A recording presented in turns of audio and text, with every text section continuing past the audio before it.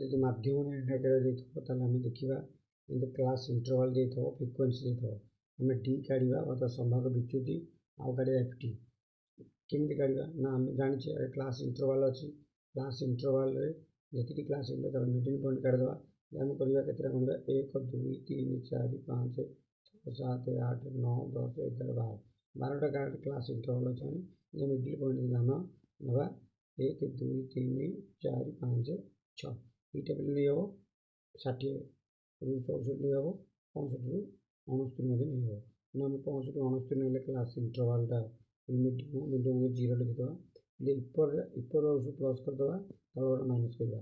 ଅର୍ଥାৎ 0 ଠୁ ଆମେ ଷ୍ଟାର୍ଟ କରୁଛେ 1 plus 2 plus 3 plus 4 plus 5 plus 6 ଉପରେ ଆଉଟ୍ ଥିଲା ପ୍ଲସ୍ ଏମିତି ଚାଲିଥାନ୍ତା। ଆଉ ତଳ ହେଉଛି ମାଇନସ୍ 0 ପରେ ଅଛି, ଏଇ 0ଟା ଆଗରୁ ଦେଇନଥିବ, ତୁମକୁ ଏ ଡିଟା କାଢ଼ିବାକୁ ପଡ଼ିବ।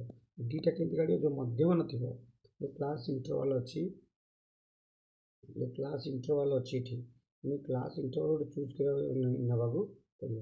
କ୍ଲାସ୍ ଇଣ୍ଟରଭାଲ୍ ନେଲେ ଯେଉଁ ଇଣ୍ଟରଭାଲ୍ ଅଛି ସେଟା ଆଉ ଗୋଟେ କୋଠରୀ କରି, ଏଇଟା ହେଉଛି ଫ୍ରିକ୍ୱେନ୍ସି, ଏ କୋଠରୀ କରିବା 0 ତଳଟା ହେଉଛି ମାଇନସ୍, ଏପଟା ହେଉଛି ପ୍ଲସ୍। ପ୍ଲସ୍ ହେଲେ ସବୁ 1 ଠୁ ଷ୍ଟାର୍ଟ 1 ପ୍ଲସ୍ 2 3 4 ଏମିତି ତଳକୁ 1 2 3 -1 -2 -3 -4 -5 ଏମିତି ଲେଖାଯିବ। ୟା ପରେ ଯଦି ଆମେ କହିବା କେମିତି କହିବ, ତାପରେ ଡି ବାହାରି ପରେ ଏଫ୍ ଡି କେମିତି ବାହାରିବ ନା ଏଫ୍ ଡି କେମିତି ବାହାରିବ ନା ଏଫ୍ ଡି ଅତି ସରଳ। କିନ୍ତୁ ଆମେ ଡି କାଢ଼ିଦେଲେ, ଡିଟା କେମିତି କାଢ଼ିଲେ ବୁଝିପାରିଲେ ତ? ଆଗ ମଧ୍ୟବିନ୍ଦୁ କାଢ଼ିବ, ମଧ୍ୟବିନ୍ଦୁକୁ 0 ସମ୍ଭାଗ ବିସ୍ତାର ମଧ୍ୟବିନ୍ଦୁଟା 0 ପକେଇକି ଏପଟେ ପ୍ଲସ୍ ତଳେ ମାଇନସ୍। ଏଫ୍ ଡି ଗୁଣା ହେଇଛି, ଏଫ୍ ହେଉଛି 2, ଡି ହେଉଛି ଏଠି 6, 2 ଯଦି କହିବା 2 × 6 ବା 2 × 6 = 12, 2 ଗୁଣନ 6 12, 6 ଗୁଣନ 5 30, 8 ଗୁଣନ 4 32, 30 ଗୁଣନ 3 30, 12 ଗୁଣନ 2 24, 16 କେ 16। ଏମିତି ଏଇଠି ଏଇଟା ହେଉଛି ଏମିତି 8 କେ 8 ମାଇନସ୍ ଅଛି, କାହିଁକି -1 ଅଛି ନା। 8 ଯଦି -1 ଗୁଣିଲେ -8 ହେବ, 6ରେ -2 ଗୁଣିଲେ -12 ହେବ। ଇଏ ସବୁ ଏମିତି ଅଛି। ଏମିତି କଲା ପରେ ଆମେ କ'ଣ କରିବା ନା ପୌନ ଯେଉଁ ଅଛି, ପୌନ ପରେ ଆମେ ନମ୍ବର କାଢ଼ିଦେବା। ନମ୍ବର କାଢ଼ି ସାରିଲା ପରେ ଏଫ୍ ସିଗ୍ମା ଏଫ୍ ଡି କ'ଣ ନା ସିଗ୍ମା ଏଫ୍ ଡି କଲାବେଳେ ଆମେ ଗୋଟେ ଜିନିଷ କରିବାକୁ ପଡ଼ିବ। ସିଗ୍ମା ଏଫ୍ ଡିରେ ଆମେ ଯେଉଁ ଅଛି ଆମର ଏଠି ଏଇ ପ୍ଲସ୍ଟାକୁ ଆଗ ମିଶାଇଦେବା, ମାଇନସ୍ଟାକୁ ମିଶାଇଦେବା। ଯାହା ବାହାରିଲା ପ୍ଲସ୍ଟା ମିଶାଇଲେ ଦେଖ ଏଠି 144 ବାହାରିଛି, ମାଇନସ୍କୁ ମିଶାଇଦେଲେ 75 ବାହାରିଛି। 144କୁ 75 ଫେଡ଼ିଦେବା, ଦେଖିବ ଏତିକି ବାହାରିଲା। ଯାହା ତୁମେ ଦେଇଦେବ କ୍ଲାସ୍ ଇଣ୍ଟରଭାଲ୍ ଅନୁସାରେ ବାହାରିବ। ତେଣୁକରି 69 ବାହାରିଲା। 69 ପରେ ଆମେ ଆଗ ସୂତ୍ରଟା ଲେଖିବା। ପିଲେ ଏଇଟା ପରୀକ୍ଷାରେ ପଡ଼ିଛି, ଭଲ ଭାବରେ ଦେଖ। ମିଡ଼ିଆନ୍ ଆମେ ଏଇଟା କଲେ ନା ମିନ୍ସ କାଢ଼ିଲେ। ମିନ୍ସ କ'ଣ? ମିନ୍ସ ହେଉଛି an plus Sigma F D Bai N I. Already Sigma F D ଏଠି ଆମେ ପାଇଯାଇଛେ, ଖାଲି ଏନ୍ ବି ପାଇଯାଇଛେ 10 100।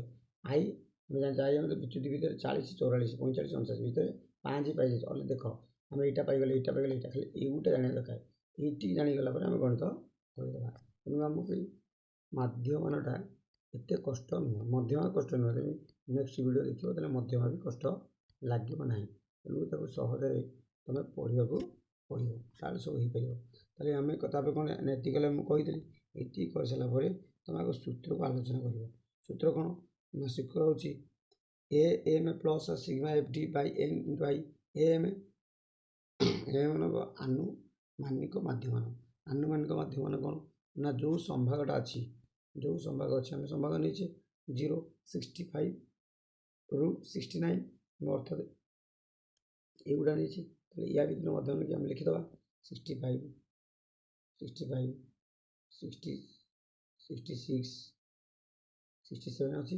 ଏଇ 65 66 67 68 69, ଆମେ ମିଡ଼ିଲ୍ କ'ଣ ପାଇଲେ ନା 67 ପାଇଲେ। ଏଇଟା ମିଡ଼ିଲ୍ ପଏଣ୍ଟ। ତେଣୁକରି 67 ପାଇଲେ। ୟା ତାହେଲେ ତାହେଲେ ଏମ୍ କ'ଣ ନା 69। ଦେଖ କେତେ ସହଜ, ଏଥିରେ କିଛି ନାହିଁ, ତୁମକୁ କ'ଣ କରିବାକୁ ପଡ଼ିବ ନା ଏଇ କ୍ଲାସ୍ ସମ୍ଭାଗ ଦେଇଥିବ, ପୂର୍ଣ୍ଣପୂର୍ଣ୍ଣ ଦେଇଥିବ। ଡି କେମିତି ବାହାରି ଜାଣିବ? ଆଗ ମଧ୍ୟବିନ୍ଦୁ କାଢ଼ିବ, ତାପରେ ପ୍ଲସ୍ ତଳେ ମାଇନସ୍, ଏଇଟା ଗୁଣିଦେବ, ଏଫ୍ ଡି ବାହାରି ପାରିଲା। ଏଫ୍ ଡି ବାହାରିଲେ ସିଗ୍ମା ଏଫ୍ ଡି ଉପରଟାକୁ ମିଶାଇଦେବ, ତଳଟାକୁ ମିଶାଇଦେବ, ଦୁଇଟା ଫେଡ଼ିଦେବ, ସିଗ୍ମା ଏଫ୍ ଡି ବାହାରି ପାରିଲା। ଏନ୍ ବାହାରି ପଡ଼ିଛି। ଆଇ आई आम जो डिफरेन्स 65 ରୁ 69 डिफरेन्स 65 66 67 68 69 तेणु आम 5 पाइले आम कह 60 ରୁ 64 60 61 62 63 64 5टा पाइले तेणु आई सब विस्तार जो कौन संभाग विस्तार आम आई कह तेणु आम केते बाट से जाइए 5टी संख्या अच्छी तेणु 5 तेणु एम भी चाहिए एम भी कौन ना एम अर्थमेटिक पढ़ले पिले अर्थ सब लिख ना परीक्षा मिलनी अर्थ एम अर्थ कौन ए कौन आई कौन डी कौन लिखा पड़ो तेणु आनुमानिक माध्यम आम जो अनुमान करे आनुमानिक माध्यम कौन ना 65 ରୁ 69 भितर अर्थात 65 ରୁ 69 भितर से 67 अर्थात 67 संख्या हूँ अनुमान माध्यम आम ये मूल्य तापर आम कौन ना एठारे मूल्य हूँ एम 67 यदि कह सिग्मा एफ डी 69 तापर कह आई इजिकल 5 सूत्र पकड़ आंसर काढ़ी ये हूँ पाठ तेणुक यह किसी गुरुत्वपूर्ण विषय वस्तु नुह कि अधिक कष्ट नुह आपको बारंबार देखा पड़े ये किसी ना